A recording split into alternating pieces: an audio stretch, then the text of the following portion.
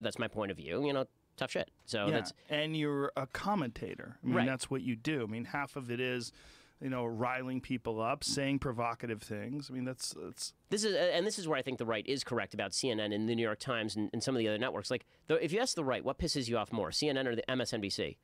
Most people on the right will say CNN, not MSNBC, because MSNBC is honest enough to say we're on the left, and CNN pretends we have no bias. We're above Right. all that. Same thing with the New York Times. We're above all that, and then they run the most egregiously biased headlines, and we go, well, if they're lying about that, they're lying about everything. The New York Times. one of my We're above all my that. most And then they fascinating run- characters of this whole play was Scott Adams, and particularly because Scott Adams, when I had him on my podcast, he was saying he doesn't even vote. Yeah. And he was like, what I am paying attention to, he goes, I'm a trained hypnotist, and I'm paying attention to the powers of persuasion, and I'm looking at trends, and I'm making some predictions that turned out to be accurate. Mm-hmm. And he's looking at Trump, and he's not talking about Trump in these glowing terms. He's talking about him as being an effective persuader. And he lost millions of dollars because of that opinion. Talking about a guy that he's not even going to vote for.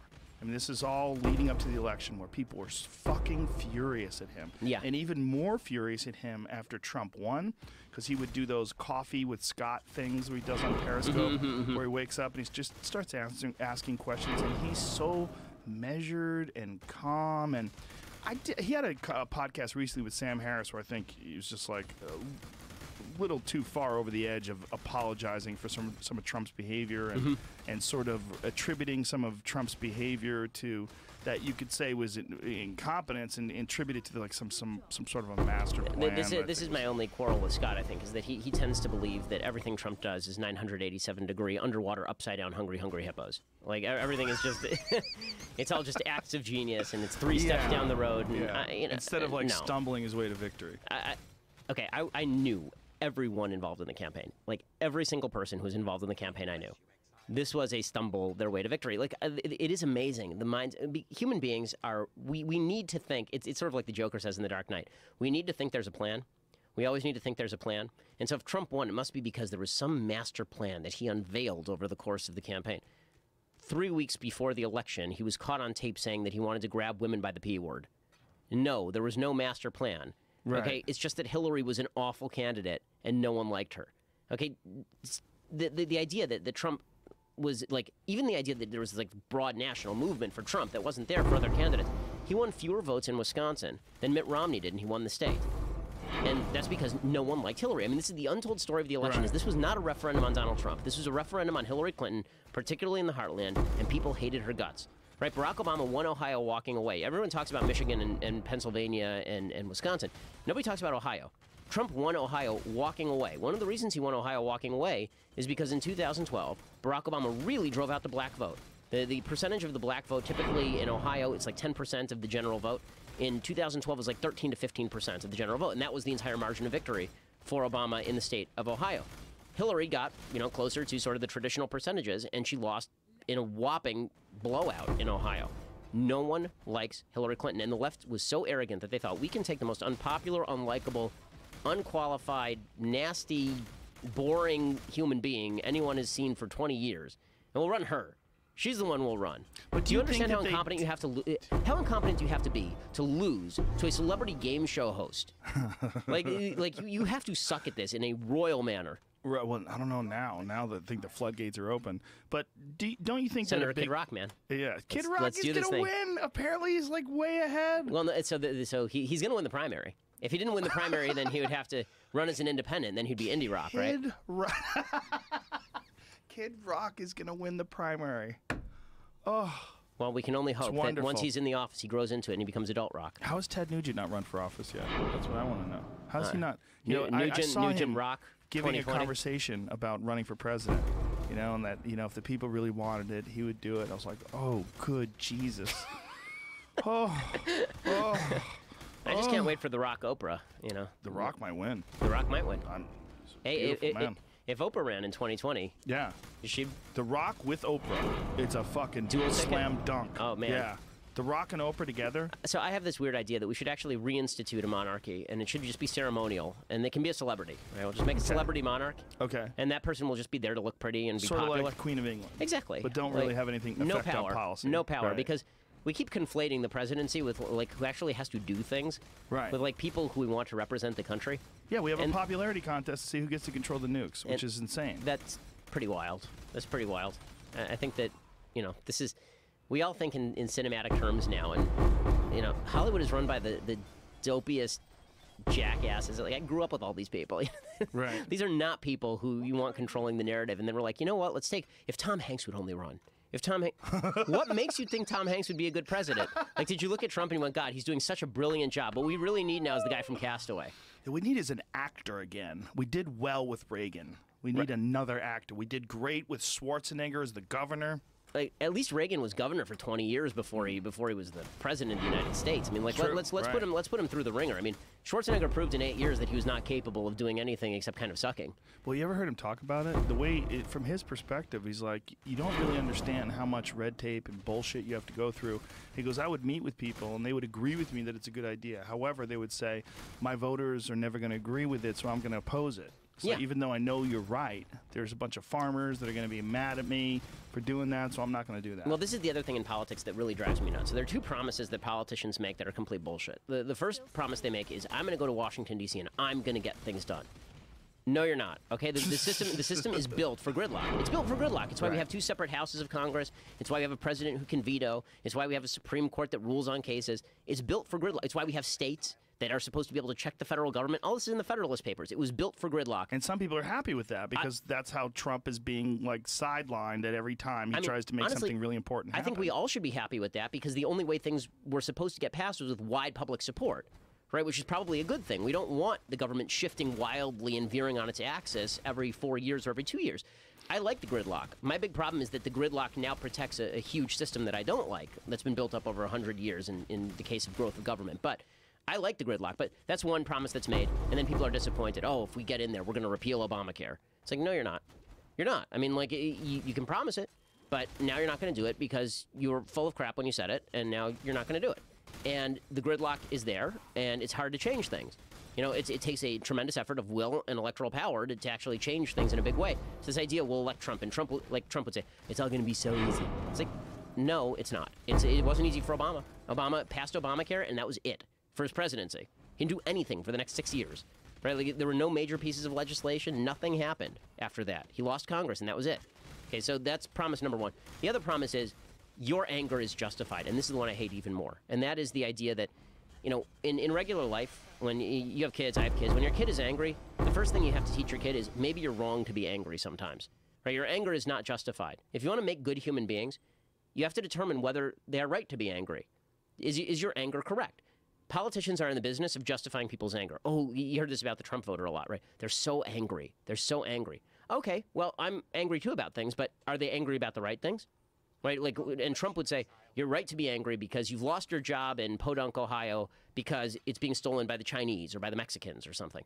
And it's like, well, is that factually true, or are you just pandering to the anger? And on the left, you hear people say this to black folks in the inner city. It's the system that's keeping you down. It's a racist, white supremacist system that's keeping you down.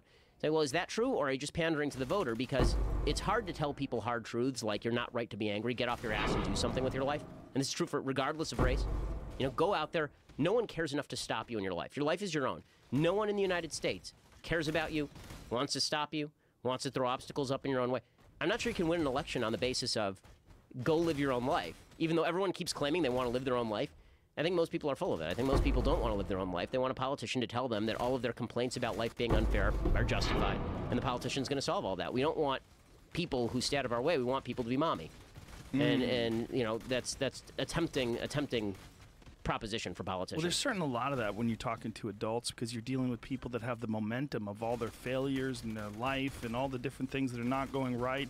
And then here they are at this moment today, right now. And they want to figure out why and why they're not on track and how to get on track. And the easiest way is to point the finger or blame someone else. And everybody has their own hand. I'm not saying that people's hands are fair and that, you know, one person doesn't have it easy. A lot of people that have it easy. I have it easier than a lot of people, for sure. For sure. Absolutely. But the reality is there's a tremendous amount of psychological factors that go into why someone does or does not succeed.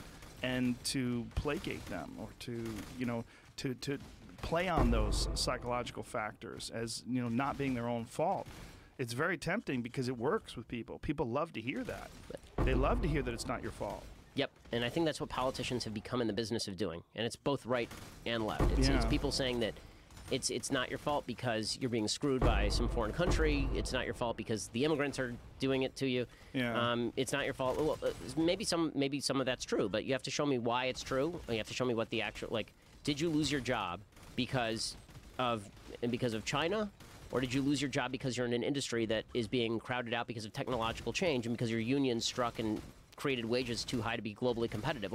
Let's look at the actual logic here as to and then how can we change it? How can we make it better? How can we? Is it something we have to do, or is it a matter of you need to broaden your skill set? You see a lot of people now who are stuck in the mindset of 30 years ago that you're going to work a job and stay there for 20 years, and then you're going to leave with a gold watch, and that's not the way the job market works anymore. I mean, if you're entering the job market right now as a college student, you can expect that in the next 10 years you'll probably work 4 jobs.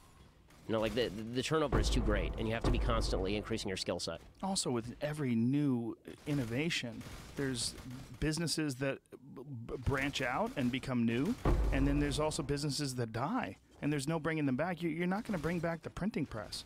Exactly. There's a lot of stuff that. But for the guy in the printing press industry, you tell him that. Try to get elected from the printing press guy. Well, I mean, right now they're trying to stop automated cars. I mean, that is. I mean, there was a vote, right? Wasn't there a vote within the last day or two to try to block automated trucks?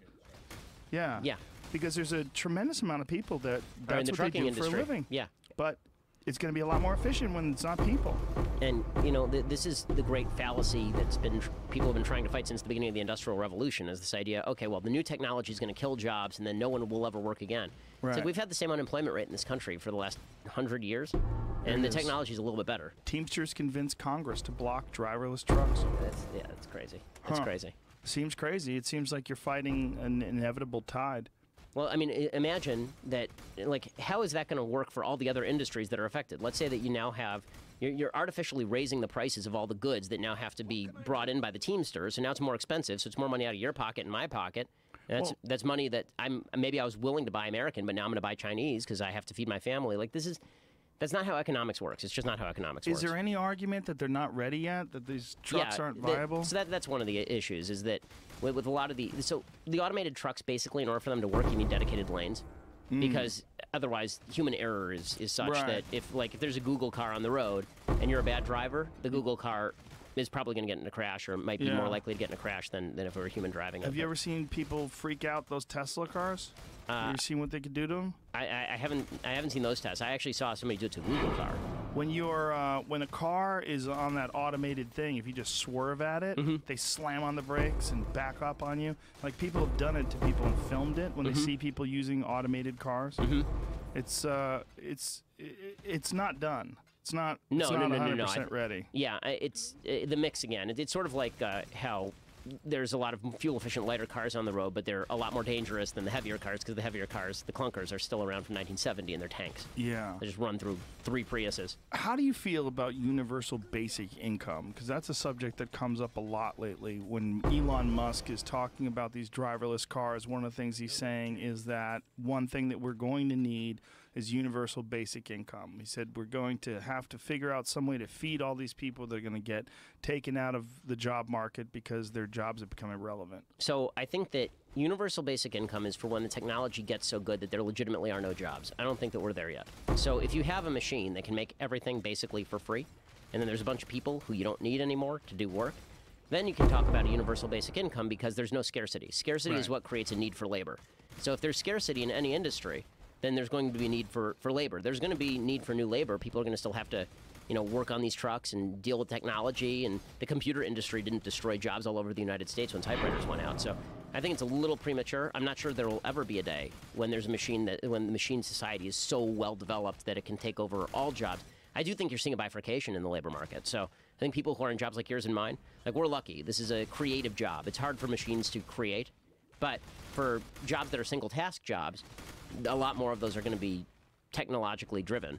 And so people are going to have to, work the right side of their brain a little bit. We're going to have to train people in a different way. But my perspective on universal basic income is when you have a 4% unemployment rate, it's very difficult to say you need a universal basic income. Like Right. it's again, 96% of people in the labor market who can work are working. So that's not suggesting to me that there's this vast underclass of people who are totally incapable of working. And once you do that, you see what you've seen actually with the disability programs in the United States, right? Where now everybody's on disability. Like the fastest growing government program in America is the disability program, where people declare themselves disabled so that they can get government pensions, basically.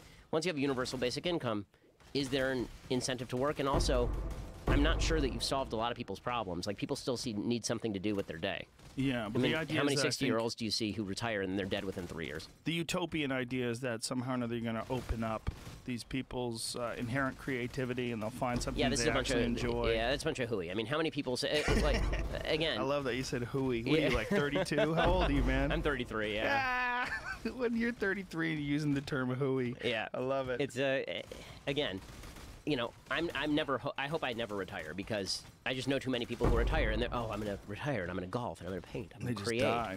And 6 months later, they're They're dead. dead. Yeah. Well, people enjoy doing things and feeling like they're valuable. You know, and I don't know if that necessarily has to be a job, but it's a very clear, definitive test of whether or not you're valuable. If somebody gives you money and you get that money and you're like, look, I'm valuable, I'm doing something, I'm contributing, I got a check for my week's Exactly. worth. There's a Yeah. lot of hours in the day, and it's going to be hard to fill that with watercolor painting and beat poetry classes. I don't know, man. I'd find shit to do.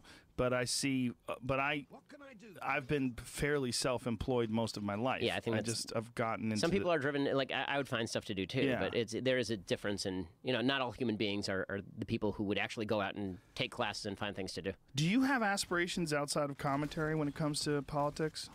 Maybe some point down the road. Do you think you run for president or something like that? I mean, apparently anyone can, and this is what I'm finding out. sure. So, But you're a reasonable guy. I don't know. I mean, I like what I'm doing in the sense that I get to work on what people believe, which I think is sort of the root of politics. I'm not sure implementing is the same thing. As I said, I'm not sure that the president can get, like, I'm more focused on getting people to think in the terms that I'd like them to think, you know, about limited government and you taking control of your own life.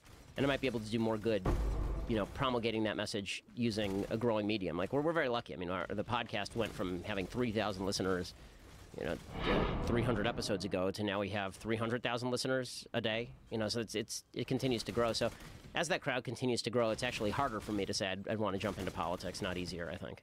The limited government thing to me has always been a fascinating subject because the people that don't want limited government, that is the utopian ideal in my mind. That Yep. somehow or another the government's going to be effective if you give them more money. Like I had an argument with a friend where he wanted people to be taxed more because he felt like that money could be distributed to people and you would get like more funding for the arts was one of his arguments. But my thought was like, first of all, the arts, like when when people like them, they pay for them. Yep. Like, that's not Yep. good. And funding for the arts means you're going to have like fucking LACMA.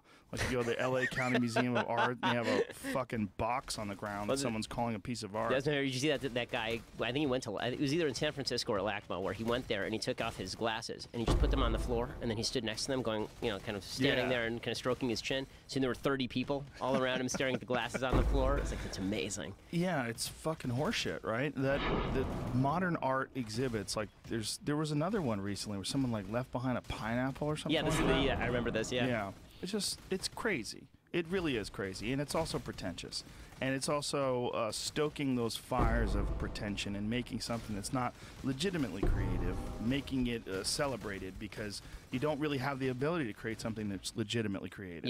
Yeah, I was pointing this out today with regard to it's funny how a lot of people who want bigger government, they embrace states that start to grow the government, and then when things go to shit, they're like nowhere to be found. Yeah. So Venezuela is the most obvious example, right? Venezuela has turned from what was the richest country in South America and had the best oil reserves of anywhere in the Western Hemisphere, basically. They've turned it into just a garbage heap. People waiting in lines. I have a friend named Nami Horowitz who went down there, did some documentary stuff down there, and he was, I think his cameraman got shot. He was watching people like literally shooting dogs in the streets for food. And this is, I mean, Caracas is the most violent city in the Western Hemisphere now. And all of this is because Hugo Chavez was a piece of garbage who centralized all power to himself, redistributed the wealth to all of his friends and cronies, and then then supposedly uplifted the poor, except that now everyone is poor. Wait a right? minute, And wasn't he friends with Sean Penn? So- I don't even know what you're saying. yeah, exactly. So on my show today, I played like Sean Penn and Jesse Jackson and that freak Jeremy Corbyn, who's the head of the Labour Party in Great Britain, and they're all just praising Chavez. Right? He's a great guy. He was a hero to the poor, and now Venezuela's going to shit. And where are all these people? Like, would someone stick a camera in Sean Penn's face like now? And just ask Sean Penn. So, like 5 minutes ago, you were saying this was awesome. Well, there's got to be some sort of a left response for that. Like, what is their take on why it all went bad? Well, it's the no true Scotsman fallacy, right? This is them living on. It's because they never really got rid of enough private industry. If they'd just gone further, it would have been better. It's like, well, the Soviet Union didn't work out that great either. But like, I actually got a response. It was really funny. Today, I tweeted out that according to the World Bank, Venezuela has one of the least income unequal societies on earth. So it's actually pretty income equal. Right, because nobody has anything, right? And it's garbage. And so the official Socialist Party tweeted me, and they said, this is because socialism has never truly been tried. Okay, dude. All right. Sure. Why not? Well, the wonderful idea of socialism is that it's going to even everything out, and that you shouldn't get paid more. That no one should get paid more, that everyone should have some sort of a peak that you can reach, right? Like there's some sort of competition involved. There's got to be some sort of incentive, but only so much. Right. This is like the Bernie Sanders. This is democratic socialism. Yes. Like formal socialism is the state owns the whole thing, but democratic socialism is there's private industry, but only to a certain point, and then we tell people no more. Then you find out about Bernie and his wife's idea was to buy up a bunch of land and expand the college, and then the fucking college went under, and now they're being sued and 2 vacation investigated. homes. Yeah, come on, man. It's all based on a lot of myth making about like Western Europe and the Netherlands, right? So there's all this talk, these democratic socialist countries, they're working great. First of all, a car in Denmark has a 60% import tax. It costs literally twice what it would cost in the United States. Tax rates in Denmark are insane, except for corporate taxes, which the left in the United States really, they love corporate taxes. They want those higher. Denmark has some of the lowest corporate taxes and regulations in the industrialized world, so everybody is coming in and investing in Denmark. It's only the citizens who are getting screwed by paying for this giant welfare state. Then their GDP tanked. And now they've had to elect right-wing governments to slash back the level of government. I mean, it turns out that capitalism is the great engine that drives... Like, Singapore there's nothing on Singapore, right? Singapore is like a rock, okay? So there's nothing there. Singapore has one of the most powerful economies on earth because they basically have no business regulations, no taxes, and no tariffs. It's like you can do whatever you want. And when people can do whatever they want, they make a lot of mutually beneficial exchanges. End of story. This is not that difficult. But it is difficult if you think that life is unfair, right? So what would you propose? Like, what would you propose for the United States? Like, the United States, obviously, what Trump wants to do is reinvigorate manufacturing, make things in America again, bring back the labor force, take away the jobs that are going to overseas and other countries in South America. So I think that that's a bunch of slogans from him, and I don't think it means anything. So number one, I don't think a manufacturing job is more important than a tech job. Right. Okay, a job is a job, and in industries that are thriving, you actually need more jobs, and in industries that are not doing as well, if the jobs, disappear, that's just the wages of a global economy. And I know that sounds harsh to people who are in those industries, but it's not a referendum on you or your value. It's just saying that certain industries over time always, are outsourced. Like we used to make T-shirts in the United States. We don't make T-shirts here. We make them in Vietnam, and it costs us like $5. Right. So my view is, I'm not going to privilege one. I understand a lot of this is politics. You want to favor manufacturing bases because there are a lot of manufacturing hubs in Pennsylvania, Ohio, Michigan, Wisconsin. And they vote. Since I don't care, right? Since I'm not a politician, my view is that if you want a thriving economy, you relieve as much regulation as possible. You lower the taxes for everyone, personal and corporate. You attract as much foreign investment as possible, and you allow people to build businesses with as little risk as possible. And then you allow them to compete. And if they succeed, they succeed. And if they fail, they fail. And you get rid of tariffs as well, because I want cheap inputs for my products, and I want cheap products on the shelves at the store, so I don't have to pay $1 bajillion for a pair of shoes. So my view of this is that economics is an element of freedom. I am a free person. I get to do with my money what I damn well please, and you don't get to stand in my way unless there is some sort of moral thing, right? Like if you want to say, let's put sanctions on Iran, let's put sanctions on China, right? China's funding North Korea right now. It hurts our national security. We want to put sanctions on China to try and pressure them into ending North Korea. That's a national security thing. But the idea that, like today, Trump rolled out this new plan on immigration, and he says, I want to cut down on legal immigration. But the reason is because I want to raise wages of people in the United States. And I think, well, that's not productive, because what you're actually doing is you're restricting the supply of labor, artificially increasing the wages, which artificially increases prices, which means it's not competitive on a global scale, which means the companies outsource. Right? It's the exact same thing as minimum wage. You create a minimum wage, you're artificially increasing wages, that increases prices, that makes it non-competitive, people outsource. So it actually achieves the opposite of what you're trying to achieve. All government intervention in the economy, save for interventions that are designed to prevent externalities, things that I do that hurt you, all of those are unjustified in my view. What about environmental protection? So those are externalities, right? So like if I were to pollute a river, it's not my river, I don't get to pollute it. Right. I don't get to throw my trash over my fence into your yard. Right? That's a different thing. That's it. Yeah, that's one of the most disturbing things about this administration is the cutting the funding for the Environmental Protection Agency and the changing of their standards, removing some of the funding for things like satellites that they're using to track the climate change and things along those lines. And that scares the shit out of me. Like, it scares the shit out of me that they're going to ignore the environment in favor of the economy. So I think that some of the environmental regulations are badly drawn. Right. And some of them are overwrought when it comes to, for example, fracking. Obama pushed a lot of environmental regulations on fracking, or the Keystone XL pipeline, that kind of thing. How do you feel about fracking? I'm very much in favor of fracking. But what do you think about, like, when you hear stories about more earthquakes happening and unstable water supplies, right, the water tables? So from what I've seen, the earthquake evidence is extraordinarily weak. Is it? Yeah, I mean, from what I've seen, I'm again, if you present me evidence that I find convincing, I'm happy to change my mind on this. Right. And as far as water pollution, again, the evidence has been pretty weak. So if that changes, then I'm happy to regulate. As far as when you say it's been weak, there has been instances of fracking leading to pollution, right? Sure. But that's not every fracking leads to pollution. Right. And so the question is, how broad is the regulation? Or how many are you willing to accept? Right, which is the truth for all business, right? I mean, like, how much we all drive cars, how much We all pollution drink are you willing water to... bottles. Somewhere there's a seagull choking on a cap. Correct. So, like, how much are you willing to accept? Like, what I don't appreciate is when people kind of futz the evidence, when it's like, oh, well, I set my water on fire because of fracking. It's like, well, no, that's not because of fracking. That's because of the groundwater. But in any case, as far as the satellites and global warming, listen, I think that it's pretty clear that the climate is warming. I mean, the greenhouse gas effect is a thing. The question to me is less whether it's happening and more what are you going to do about it? Because even the left seems to have no real solutions as to what to do except for massively cutting economic growth. And it seems to me that if we're talking about an increase, according to the IPCC, of something like 7 degrees Fahrenheit over the course of the next century, then on average, right, not universally, on average, then it seems to me that it's easier to just say that the climate changes over time, and maybe cities that are on the coast are going to have to pull back a little bit over time. Like 100 years is a long time.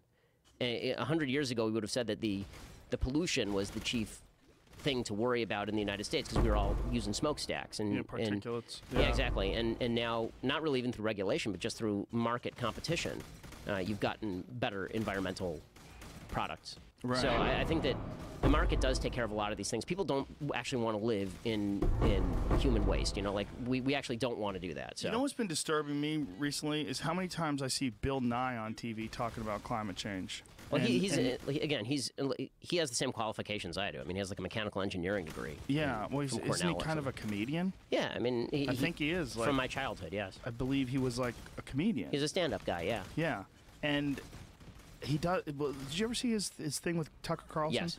Which was great. Yeah. Tucker Carlson kept saying, okay, but you're talking about science, so tell me how much of an effect do human beings have on climate change, and what's the science? Show me.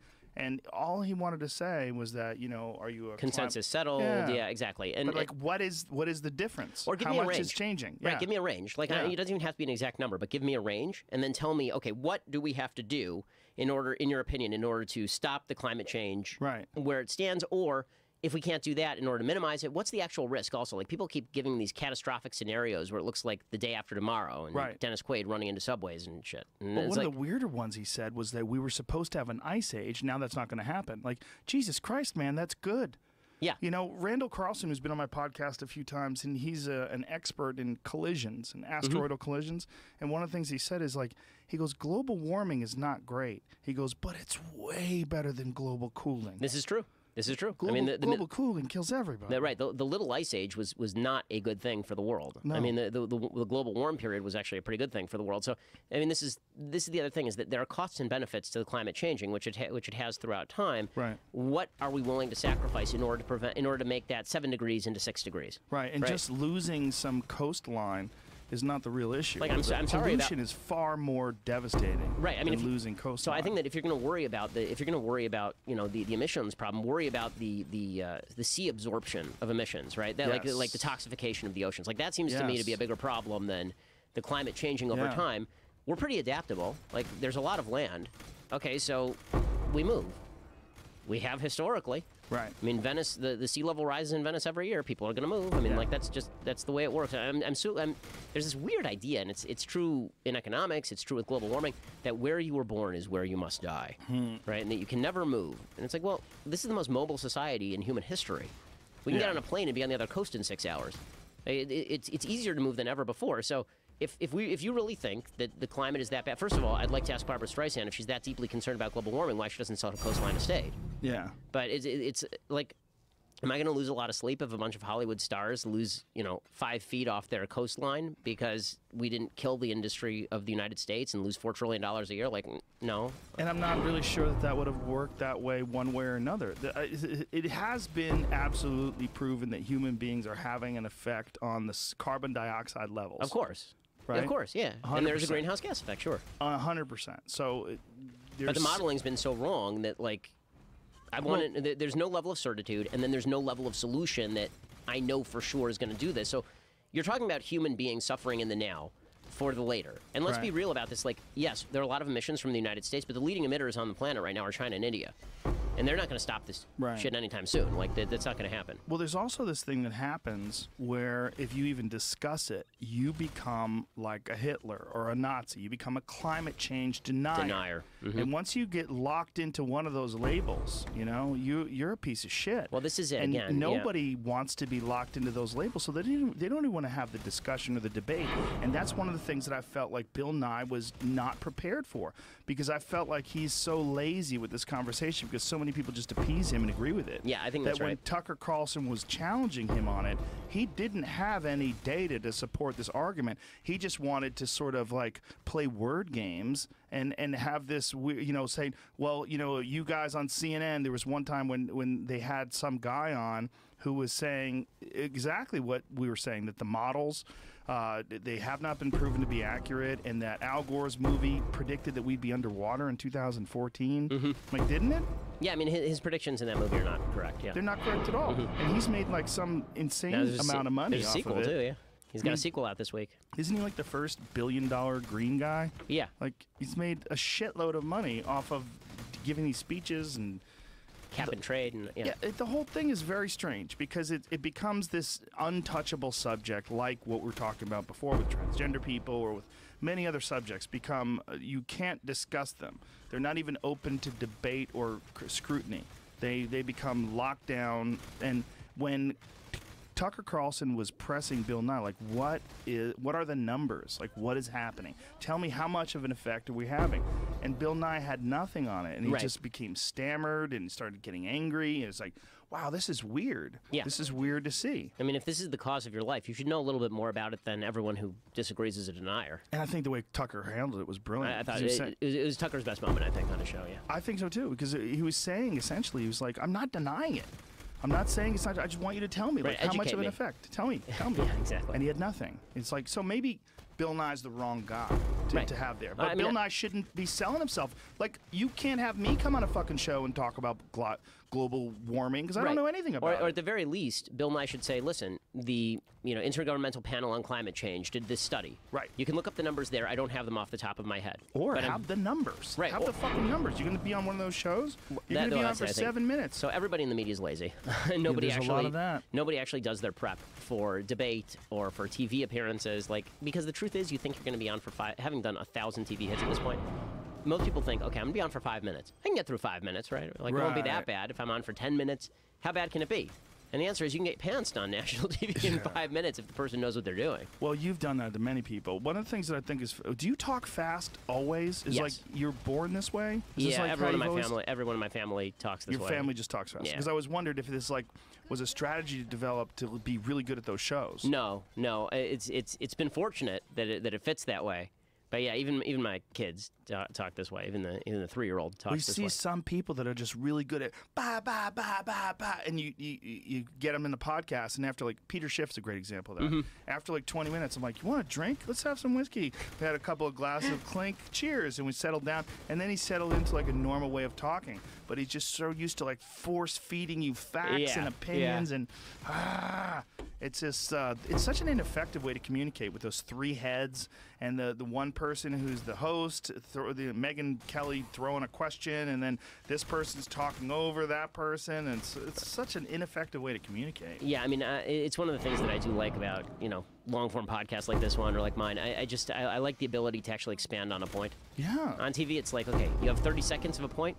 Excellent. We can make that work for us. It's the only place left that you can do this, unless you're making YouTube videos, and Jordan Peterson is obviously finding out that that's a problem. Yeah. But unless you're doing something along those lines where no one's there but you, and you get to expand and express yourself, there's no other form of conversation like podcast where you're not getting interrupted by a commercial, you're just talking, and as well as I know that conversations sort of evolve and move, and they, when I get to know you better, I see how you're thinking better, and I kind of have more questions to ask, and you expand more, and you get to know a person for real, and that's just, those television shows are so...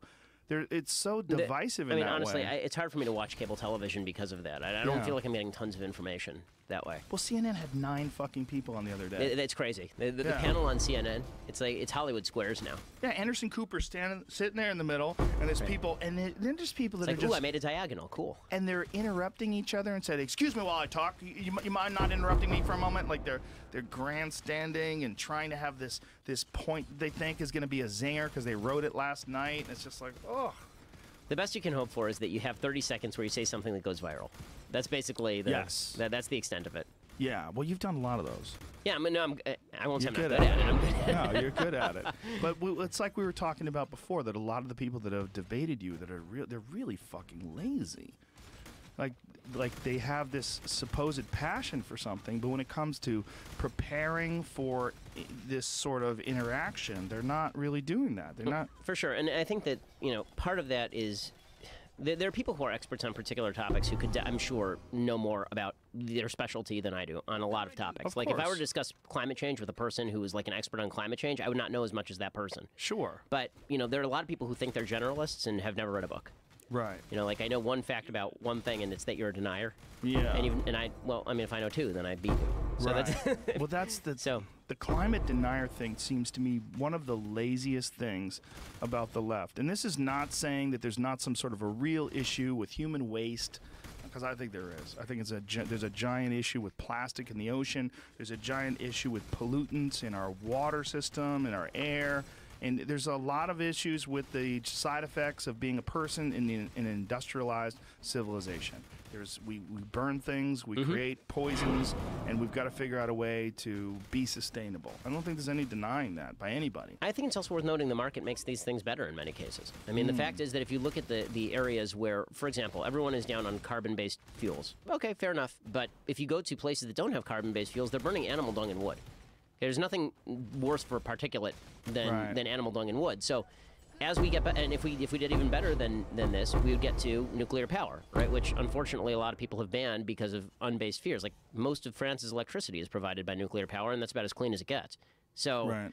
I do think Until it goes dark. Well, Until it goes Fukushima. even in worst case scenario at Fukushima, I mean, if you're talking about global warming and environmental damage, the amount of environmental damage supposedly done by carbon emissions is a lot larger than Fukushima. Right, but the local damage Oh yeah. is devastating. That's the disturbing thing, that they don't have a way to stop that. They've figured out a way to put a wall of ice around the containment area, and that didn't work. It seems so fucking science fiction-y. They really don't know what to do. And I don't know enough about nuclear containment to go off on that one. But, nor do I. let's just say that one disaster and basically there have been 3 major disasters, right? Chernobyl, 3 Mile Island, and Fukushima. Yeah. The only one that's happened, 2 of those 3 have happened in the first world, right? Fukushima and 3 Mile Island. 3 Mile Island basically ended up having no long-term impact. So Fukushima is really the only major disaster in 40 years of industrialized countries using nuclear power. Well, apparently they had some weird meltdowns here at Rocketdyne that really? weren't really discussed. Yeah. You don't tell about it? Well, they're it was all during the 60s, 50s or the 60s, when they were involved in the rocket program. But the Rocketdyne stuff, my friend's dad is a scientist, and he was explaining to me the half-life of whatever was released in the atmosphere. It's nothing to concern, but there's a bunch of Rocketdyne was like right down the street. There was a bunch of articles that were written about it, like worrying about people that have higher cancer rates in this area, and But there's also like I think there's a website called The Sins of Rocketdyne. Really? Yeah, see if you can find that. I think there's a website dedicated to that people, but there's a lot of cancer just living in cities, man. Like, they say that one of the worst environments for a human being is living in a place that has a lot of brake dust. Like, if you're living in Manhattan and you got your window open, you're just inhaling particulates from people. There it is, the sins of Rocketdyne.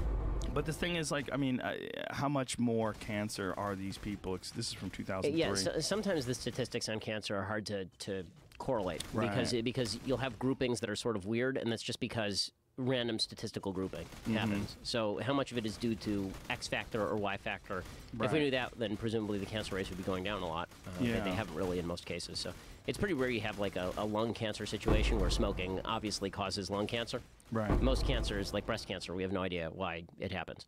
Well, So also the valley itself, like anything that happens in the valley, like when you drive from like Thousand Oaks over the hill and you look down at the valley and you're like, Jesus, that can't be good. yeah, I hear you. I've been flying into the valley my entire life, and every Yeah. time you fly into the brown gunk soup Yeah. that is the valley atmosphere, you think that's not great. Yeah, I you're mean like, that is one I'm area breathing where that? obviously we have gotten better. I mean the smog alerts have Yes. gone down tremendously in the last 30 years. Yeah, it's gotten a lot better.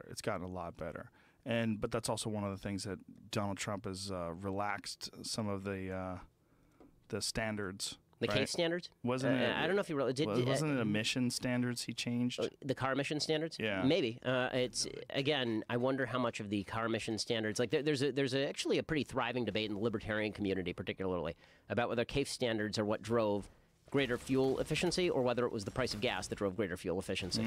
That as the price of gas has risen and fallen, you see people change their buying habits. Right in the 90s, everybody bought an SUV, Right. and then the prices went up, and everybody bought a Prius.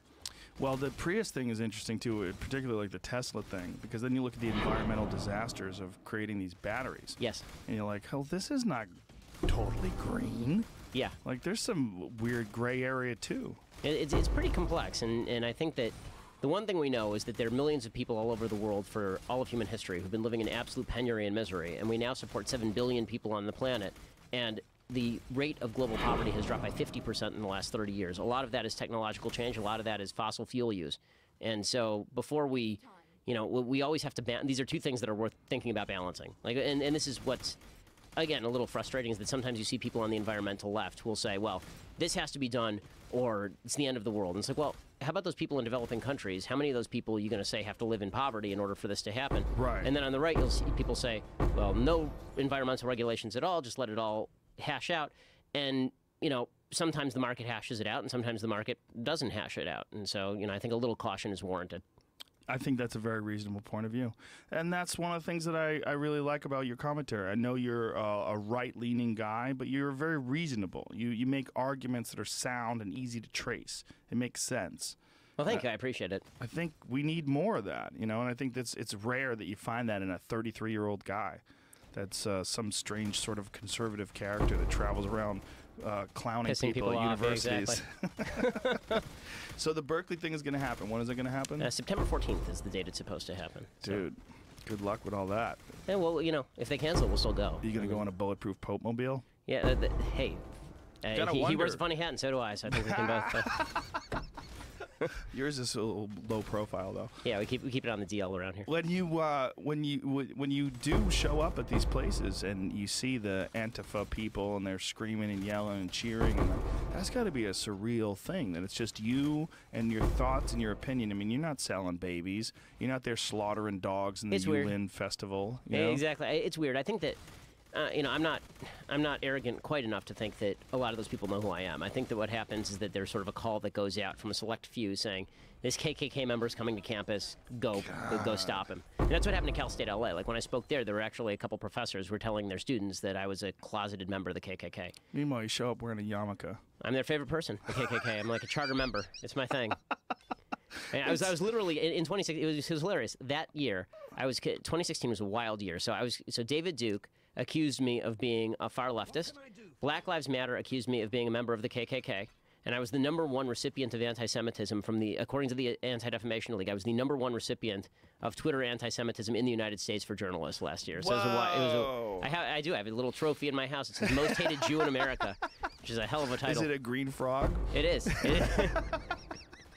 It's a green frog and then a little model of a gas chamber. It's perfect. You were #1? Yeah, by a huge margin, by the way. Wow. Blowout. It was like 40% of all anti-Semitic tweets on the internet directed at journalists in 2016 were directed at me personally. It was a party. Holy shit. It was a good year. It was a good year, you know. Some years are more productive than others. What did that feel like? Well, I mean, it felt like my Twitter feed was just a dumpster fire. Anytime I retweeted anybody, I'd get people emailing me, please don't retweet me. Because as soon as I retweet someone, they'd just be hit by waves of these people. And that's died off? Yeah, since the election, it's really gone down a fair bit. But, you know, there were some pretty serious, death threats. Like, I got people calling my cell phone. I had to up my security. I already had a shotgun, but it was... Jesus Christ. Well, what started it off? Probably me quitting Breitbart. So when I was, I was not a Trump supporter. I didn't vote for either candidate in this year's election or last year's election. Who did you support? In the primaries, Cruz. Yeah, Cruz. I supported his positions. He was the closest to me politically. I was not pro-Trump during the primaries. He didn't earn my vote during the general election. I thought, there's two ways to look at your vote, and this is what I always said to people. I said, vote for who you want to, but for me, there's two ways to look at your vote. It's a coupon that expires November 9th, right? And so you either use it or you lose it. Or it's just, it says something about what you are willing to accept. And it's possible that there can be an election where both candidates suck and you just don't want either of them. So what did you do during the election? I voted down ticket. I skipped the top of the ticket.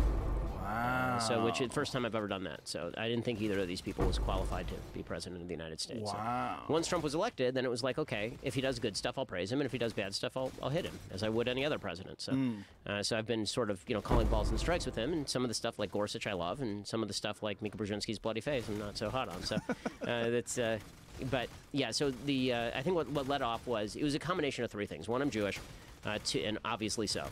Two, I was working at Breitbart, and then I quit in the middle of the election cycle. After there was that whole... Do you remember the Michelle Fields incident? Where Corey Lewandowski grabbed the reporter from Breitbart by the arm, hard enough to bruise her, and then Breitbart... Did he actually bruise her? He bruised her. I mean, she took pictures, she reported to the cops. It was, unless you believe she bruised herself. It didn't look much like when I watched the videos, it looked like he just kind of grabbed her arm. It didn't look like her body didn't move like she was being injured. Yeah, I mean, let's put it this way. That was her account. That was also the account of Ben Terrace at the Washington Post, right? Was that she was grabbed hard enough to bruise, and then she had bruises. Well, you know what? As a fight commentator, there's a lot of things that I see live that look a lot worse than when you watch them on video. When people get knocked out, that wasn't much of a punch. I'm like, oh, you had to be there. Yeah, I mean, the example that comes to mind is the Ali Liston punch, right, in fight number 2, right? So that was probably a fake. That was probably punch, a fake, though. So he probably did take that's probably a bad example, but yeah. Bottom line is that there were a bunch of different excuses that Breitbart went through on that one. One was that she was never grabbed at all. The second was that it was a Secret Service guy, and then the third was that Trump thought she was a security threat, and Corey Lewandowski had to protect Trump from this 90-pound soaking wet, girl.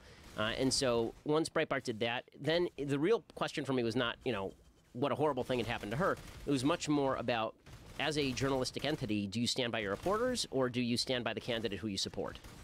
And once Breitbart made clear to me that, I already knew they supported Trump. That wasn't any great shock, but I was kind of their token non-Trump guy. And once it became clear that they were willing to sort of sacrifice journalistic credibility on the altar of getting close to Trump, then I was out. Then it's no longer a journalistic outlet. So I quit, and that sort of started the ball rolling. As so far as you really didn't get anti-Semitic responses on Twitter before that? Not too much. Not too much. So I won't say that Breitbart directed it at me, because I don't think they did. But I think that there were a lot of people who follow Breitbart and Milo Yiannopoulos, and they were pissed at me, and they'd seen me as like an ally, and now they saw me as an enemy, and this kind of thing. So that's their prerogative. Fun little war for them, right? Oh yeah, I mean, people enjoyed it, obviously. That's a weird thing about the online hate is how much people enjoy it. Well, it's anonymous. You never get tagged for it. For now. It's anonymous for now. For now. I mean, I've said this to a bunch of college students about, the alt-right. First of all, I think it's important to mention, a lot of people who say they're alt-right aren't actually alt-right. Just because you like a meme doesn't make you alt-right. But, like, there's a group of people who actually like Richard Spencer and Jared Taylor and the race-based identity politics of white supremacy. And those people are actually alt-right. When the alt-right is coming after you, then it's not a lot of fun. But there are a lot of young students who will retweet things from, like, things that are obviously nasty and are going to hurt them in their future career. Yeah. Right? Where they'll like be joking around on Facebook and using the N-word. And I'll say to them, like, guys, you may think it's funny, and 10 years from now, your employer is going to find that, and you're going to be toast. And there are a lot of people who sort of fall into this idea that what you do online is anonymous, and it is not. It is not going to remain anonymous. It's just a matter of time before it blows. Yeah, I mean, I don't think there's going to be crap. any anonymity in 10 years. I agree. I think that we're moving in that direction. And this is actually a thing that bothers me in general. Like, did you follow, I'm sure you did, the Donald Sterling saga out here? Yeah, sure. So it really bothered me. Yeah, me too. That everybody was willing to, like, take Donald Sterling's team away from him because he said something shitty to his girlfriend about Magic Johnson, when there's no evidence that there's actual discrimination among clients at the Clippers. And, like, again, if there are actual evidence of discrimination, then sure, boycott his team and do what the NBA has to do. But, like, I'm pretty certain that every human being says crappy things to their intimate loved ones about groups of people and other people. And if this now becomes the standard, then I think that we're all toast. Oh, for sure. And his defense of it was, like, very reasonable. He's like, I was just trying to get laid. He's like, I was just saying, have you shut seen the fuck Viviano? up. He was like, he thought he was alone. He thought he was with her, and no one was recording him. And she was trying to say that she had recorded all of their conversations, that it was a part of her job. He's like a senile old guy, and he's obviously not with V. Stiviano because she's a Nobel Prize-winning physicist. I mean, like, this is like he bought her a condo and a Bentley and a Ferrari, and he was just trying to fuck her. His interview with Anderson Cooper was one of the classic interviews of all time. I never saw it. Oh my goodness, the moment where he says, because there's a moment where he turns to Anderson Cooper and says, "Anderson, have you ever fallen in love with a woman?" And Anderson Cooper, who is, super gay as fuck. Yeah, Anderson Cooper goes, he starts laughing, he goes, "No, I've never had that experience." "Well, Anderson, when you do fall in love with a woman," and he's so unaware, and it's like, I'm sorry, like, I can't consider this guy, like, he's a KKK threatening figure. Like, the guy can't even, like, find the toilet in the mornings. He's, like, stumbling over his ottoman, like I had Dick a Van bit Dyke. I did about him, defending him. I was like, because if you look at what he actually said, everybody's like, he's a racist, he's a terrible person. He said, do me a favor. He goes, don't take pictures of black guys. He goes, in the next sentence, he said, I don't care if you fuck them. Just don't take pictures of them. I go, in my world, that's pretty reasonable. Like, you got a girl, you're buying her a Ferrari, all you say is just don't take any pictures. You can fuck them. She should, like, leave well enough alone. You're getting a Ferrari out of the deal. No, I think that was that whole thing was just like it was our capacity to get ourselves outraged so we could show everybody how outraged we were. Well, the president of the NBA, whatever the fuck his name is, what is Adam Silver now, Adam Silver. The guy that got on TV and was talking about it like it was the most horrific thing that's ever been said by any human being. Like he was reinstituting Jim Crow at Clipper at Staples Center. He should have gotten on TV and said, look, this is obviously, we know what this was. This is a gold digger and an old man. It's a story as old as time. He said some stupid shit. Old people say stupid shit. He's a senile old guy. Here's the thing. Don't take his advice when it comes to race. And he probably should have said, look, but on the bright side, he told us she can go fuck black guys. So, hey, everybody's happy. Good night, everybody. Would have been better presser. Would have been the greatest press conference. The ratings would have been Instead, amazing. he was like self-righteous and bullshit. And well, I mean, a lot of that, again, is I think that if you look at the NBA statistics and who watches the NBA, the outsized number of people who watch the NBA are black, and they spend an outsized amount of time watching it. And so, Donald Sterling pissed off a lot of black folks with that, understandably. And so a lot of people were like, I think the NBA was like, we're not going to lose our fan base over that. It was a money decision, in other words. I don't think it was a values decision as much as a money one. I agree with you 100%, but I don't think they had to make that decision that way. I think they could have suspended him. They could have divested him and put him, like, put his kids or his wife in Yeah. charge of the team. Like this idea that you're going to force him to sell his team. It's Or you're going crazy. to disband the Clippers because there was a tape of an old man saying stupid ass things to a gold digger. It's And it's didn't pretty he wild. sue anyway? And he wound up making more money from that team than he ever would have. It Oh yeah, he became sold it much to more Baltimore for a valuable. bajillion dollars. Yeah. Became much more valuable. So- The whole thing is bizarre. Yeah. That's it, dude. We just did 3 hours. Well, Isn't that crazy? hey, I appreciate it. Flew by.